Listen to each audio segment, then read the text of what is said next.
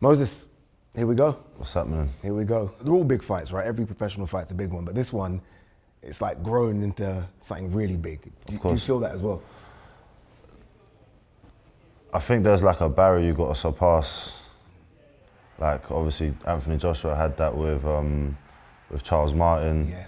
Tyson Fury. Like although he was a great boxer and was a world champion and whatnot, he didn't really have that breakout moment until he boxed Klitschko.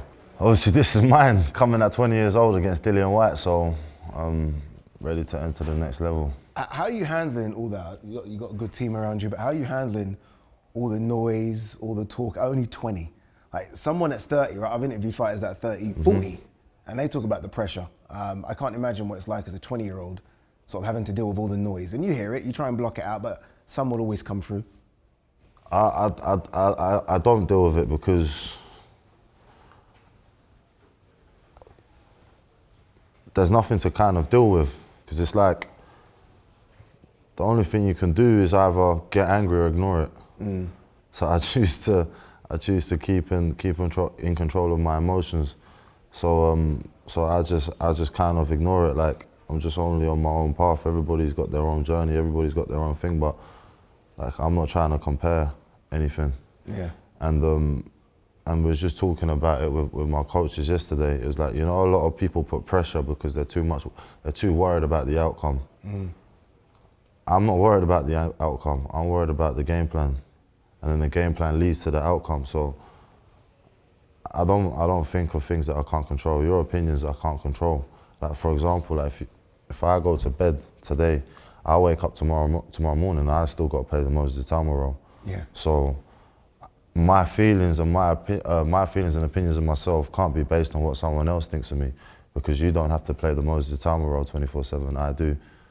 So I just choose to ignore him. Whyte, right? I mean, I think it surprised a few when he got announced. It was like, okay, and all of a sudden people were like, this is an interesting fight. Old Lion versus young Lion.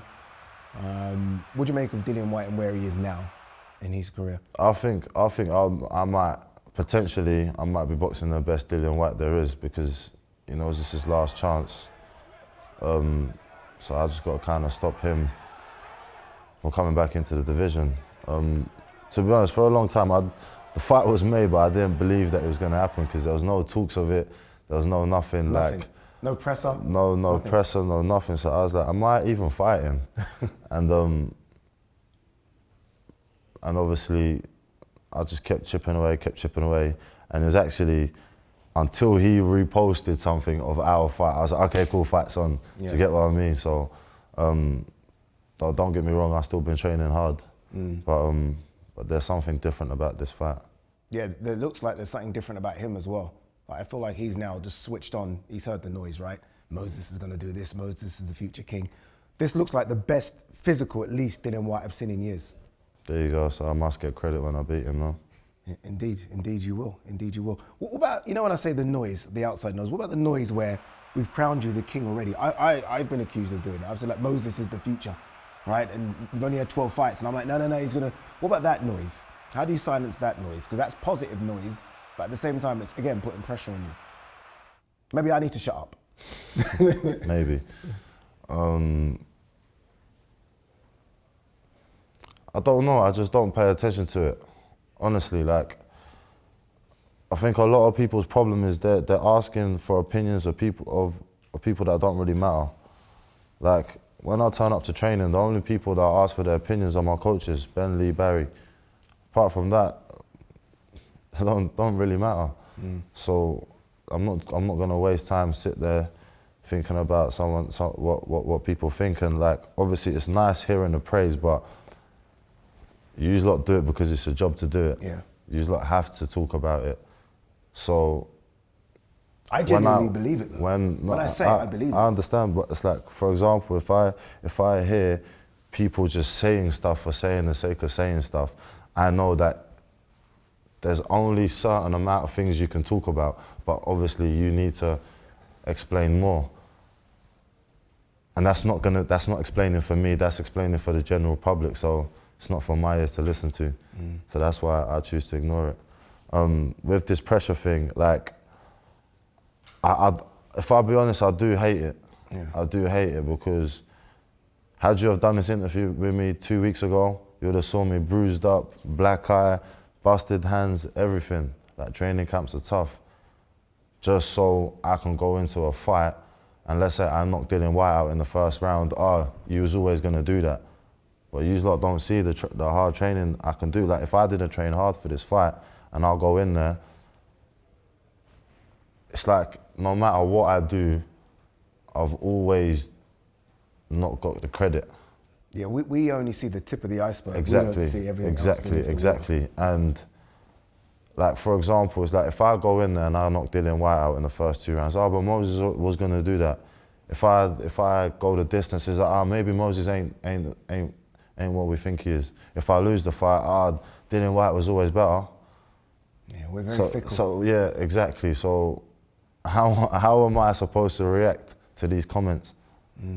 Especially, like, for example, I'm getting slated so much because my chin hasn't been tested. Is that not a good thing? So I honestly, I don't know. Welcome to the world of boxing media. No, I don't mind it. I don't mind it. I just choose to ignore it because, like, there's a famous quote that says, "You don't wrestle with a pig."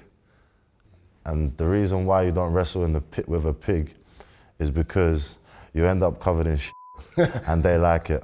Okay, it's quite good. So It's quite a good quote. Yeah, it's interesting. So yeah, I'm just trying to not wrestle with the pigs. You're headlining. Main event, Riyadh, Saudi Arabia. Everyone's been wanting to come over and headline, right? Because it's the thing to do nowadays. What does that mean to you at only 20 again, to be here headlining main event? It's good. It is good, but it's like, it's the end product of my hard work. Did you expect to be here this early? Oh man, I thought I was going to be a world champion by 20 years old, so, Yeah, so maybe. it's sort of where and abouts I wanted to be, yes. I think there's only so much Dempsey McKeans and so much Mike Ballagans I can fight. So I think, yeah, the step up is necessary. You know that dream of becoming the youngest ever heavyweight world champion? Now that can't happen. Are you still wanting to fast track yourself? Because I actually thought the push is too quick. Are you now like more, okay, let's just build it slowly, or you just wanting to go bang? I don't really mind, you know. Anyone? I don't really mind. I remember looking at the top, I think it's 5 youngest heavyweight champions of all time, and it was like from 20 years old to 24, and like it went from Mike Tyson to Floyd Patterson to Muhammad Ali to like whatever, George Foreman, and there was all these names, and the last person happened to be like someone like George Foreman, and he was 24 years old. It's not a bad bunch to be with. Exactly. So if I believe that I can win a world title in 4 years.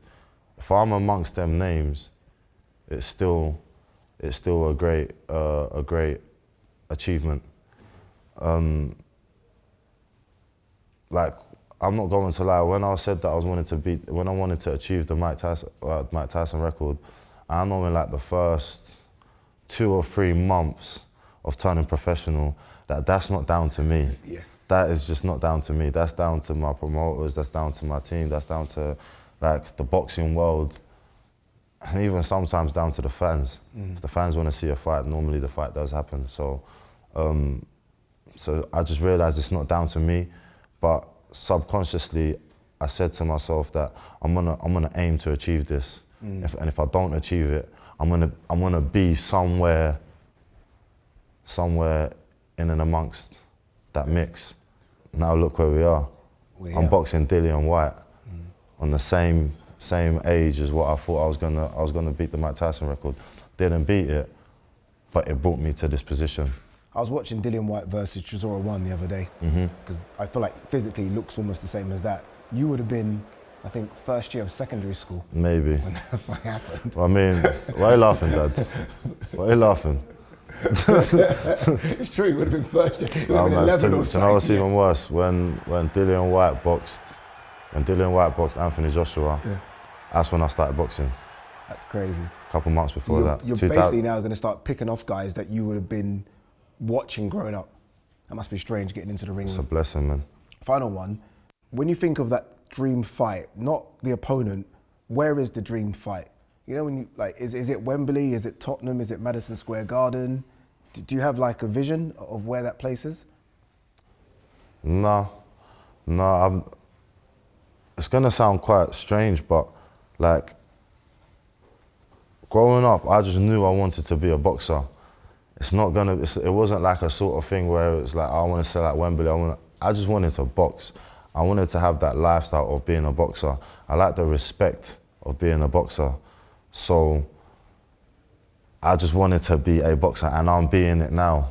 So like the same way, like I'm not focusing on the result, I'm focusing on the game plan. It's like I'm not focusing on Wembley or selling out Wembley or I'm selling out Tottenham or whatnot. I'm focused on beating the guys. And my mind is on Usyks, Parkers, Dillian Whytes, them guys. And then them fights would lead me to wherever. To Tottenham and Wembley and XYZ. So that's not even in my mind. I'm thinking about the top bunch. When AJ was at his peak, I always used to put pressure on AJ saying, I need a fight in Lagos. I used to call it chaos in Lagos. I don't know what AJ's doing now, so I'm going to put the pressure on you. So hopefully you can be that guy, chaos in Lagos. I mean, we've got Bet Niger as a sponsor now, so right? Indeed. Yeah, I feel like there's obviously a lot of boxers, Nigerian boxers that are doing very well. Just Nigerian athletes in general, but boxing is crazy. Like, obviously, you got Joe Joyce, half Nigerian. Yeah. You got Daniel Dubois, who's Nigerian. Anthony Joshua's Nigerian. Riakpor's Nigerian. Deontay Wilder, although he's American, he comes from Nigerian or Kohli. So imagine if you used to put a whole show like that in Nigeria. That would be pretty lit. It'd be pretty lit. But for now, August 16th. Good luck. Thank you very much. Cheers. Thank you. Thank you.